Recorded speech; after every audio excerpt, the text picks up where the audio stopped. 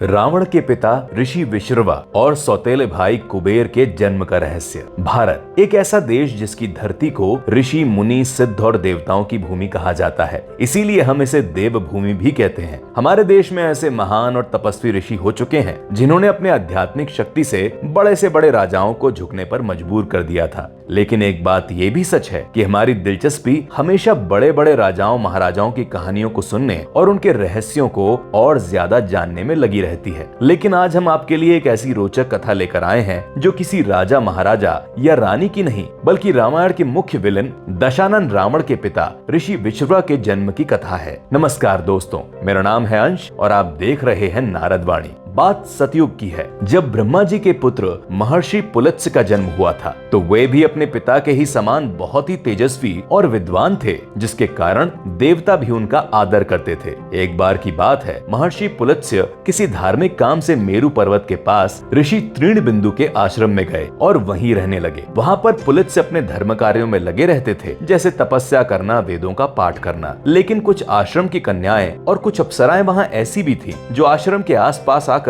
आपस में मनोरंजन करती थी। ऐसा इसलिए क्योंकि जिस क्षेत्र में आश्रम था वहां प्रकृति की खूबसूरती का कुछ अलग ही नजारा था। लेकिन इन कन्याओं की वजह से आश्रम में तपस्या और पूजा करने वाले ऋषियों को बाधा पड़ती थी, खास तौर से महर्षि पुलत्स्य की पूजा में। तो इसके चलते एक दिन महर्षि पुलत्स्य काफी नाराज हो गए और उन्होंने कहा कि कल से जो भी लड़की मेरी पूजा करते समय मेरी आंखों के सामने पड़ेगी वो तुरंत ही गर्भवती हो जाएगी। उस समय वहां जो भी कन्याएं थी उन्होंने ऋषि की बात सुनी, जिससे वो बहुत ज्यादा डर गईं और तुरंत ही उस स्थान को छोड़कर वहां से भाग गईं। लेकिन ऋषि तृणबिंदु की पुत्री को इस बात का पता नहीं था, क्योंकि वो उस समय वहां पर नहीं थी। दूसरे दिन वो बिना रोक टोक उस स्थान पर घूम रही थी जहां महर्षि पुलत्स्य तपस्या और पूजा पाठ कर रहे थे। महर्षि के तपस्या के कारण वो स्थान एक खास तेज से प्रकाशित हो रहा था।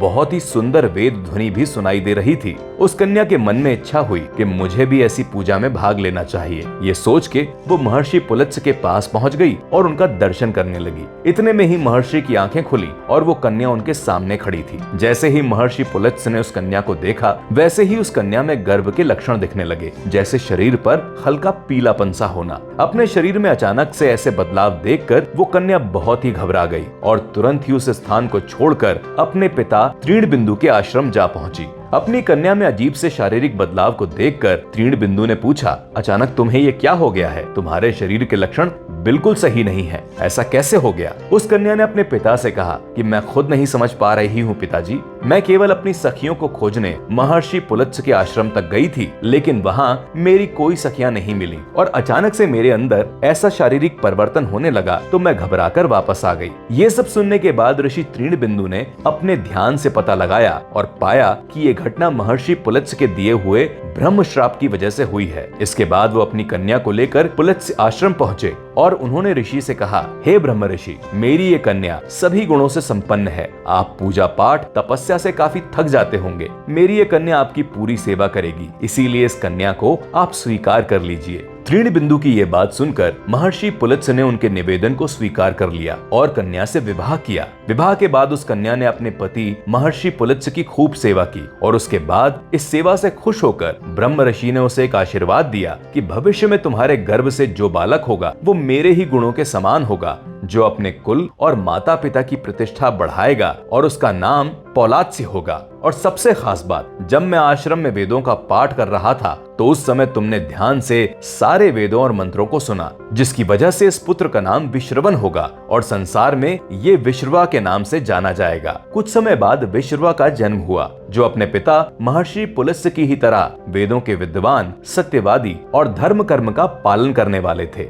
विश्रवा के इन गुणों को देखते हुए महामुनि भारद्वाज ने अपनी पुत्री का विवाह इनके साथ कर दिया। समय बीतने पर विश्रवा को एक पुत्र की प्राप्ति हुई, जो जन्म से ही अद्भुत और पराक्रमी था और जिसमें हर तरह के धार्मिक गुण मौजूद थे। ये सब देखकर महर्षि पुलत्स्य बहुत खुश हुए और उन्होंने अपनी दिव्य दृष्टि से देखा और कहा, आगे चलकर ये बालक पूरी दुनिया का कल्याण करेगा और देवताओं का कोषाध्यक्ष अर्थात धन का स्वामी बनेगा। विश्रवा का ये पुत्र अपने पिता के ही समान प्रतापी है, इसीलिए इसका नाम वैश्रवन होगा। आपको बता दें कि ये वही वैश्रवन है जो आगे चलकर कुबेर के नाम से प्रसिद्ध हुए। कुबेर बचपन से ही बहुत धार्मिक थे और उन पर अपने पिता ऋषि विश्रवा और दादा पुलित्स के गुणों का काफी प्रभाव था। इसीलिए एक दिन कुबेर ने सोचा कि क्यों ना मैं धर्म पालन के लिए तपस्या करूं। ऐसा सोचकर वो तपस्या करने निकल गए और बहुत ही कठोर तपस्या करने लगे। कुछ समय तो केवल जल पीकर और उसके बाद हवा पीकर तपस्या की, लेकिन एक समय के बाद सब कुछ त्याग कर बिना कुछ खाए पिए कई वर्षों तक तपस्या करते रहे। उनकी तपस्या से खुश होकर ब्रह्मा, इंद्र आदि देवताओं के साथ प्रकट हुए और कहा, मैं तुम्हारे तप से काफी प्रसन्न हूँ, बोलो क्या वरदान चाहते हो। ये सुनकर कुबेर बोले, हे परमपिता, मेरे मन में संसार की रक्षा करने का विचार आ रहा है, तो इसीलिए मुझे आप लोक रक्षा के लिए लोकपाल बनाने की कृपा करें। ये सुनकर ब्रह्मा बोले, ठीक है, तुम्हें हम वरदान देते हैं कि तुम भी यम, इंद्र और वरुण की तरह चौथे लोकपाल की तरह संसार में जाने जाओगे और साथ ही साथ तुम्हें सूर्य के समान तेजस्वी पुष्पक विमान भी देते हैं जो तुम्हारी सवारी रहेगी और तुम देवताओं की तरह पूजे जाओगे। वरदान देने के बाद ब्रह्मा जी और बाकी देवता अपने लोक को चले गए। इसके बाद कुबेर वरदान पाने के बाद अपने पिता विश्रवा के पास गए और उनसे कहा, हे पिता, परम पिता ब्रह्मा ने मुझे वरदान तो दे दिया, लेकिन मेरे रहने का स्थान नहीं बताया, तो क्या आप मेरी कुछ मदद कर सकते हैं? मुझे ऐसा स्थान बताइए जो मेरे लिए हर तरह से अच्छा हो और जहाँ मेरे रहने से किसी को कोई कष्ट न हो। अपने पुत्र की ये बात सुनकर ऋषि विश्रवा बोले, सुनो पुत्र, दक्षिण दिशा में समुद्र तट पर एक त्रिकूट नाम का पर्वत है, जिसके शिखर पर एक विशाल लंकापुरी बसी है, जिसको विश्वकर्मा ने राक्षसों के लिए बनाया था। वो पूरी तरह से सोने की बनी हुई है, उसकी दीवारें और दरवाजे सभी सोने के हैं। इस समय लंकापुरी सूनी है और वहाँ का कोई भी स्वामी नहीं है, क्योंकि राक्षस भगवान विष्णु के डर से उस स्थान को छोड़कर समुद्र में छुपे हुए हैं। इसीलिए वो स्थान तुम्हारे लिए बहुत अच्छा है, तुम वहाँ बिना रोक टोक रह सकते हो। पिता की आज्ञा पाकर कुबेर लंकापुरी में जा बसे। कभी कभी अपने पुष्पक विमान से माता पिता के दर्शन करने आ जाया करते थे। तो ऐसी थी कहानी रावण के पिता विश्रवा और उनके सौतेले भाई कुबेर की। आपको ये वीडियो कैसा लगा हमें जरूर बताइएगा। आगे हम और भी रोचक और रहस्यमयी कथाओं के साथ आपसे मिलते रहेंगे। तब तक के लिए धन्यवाद।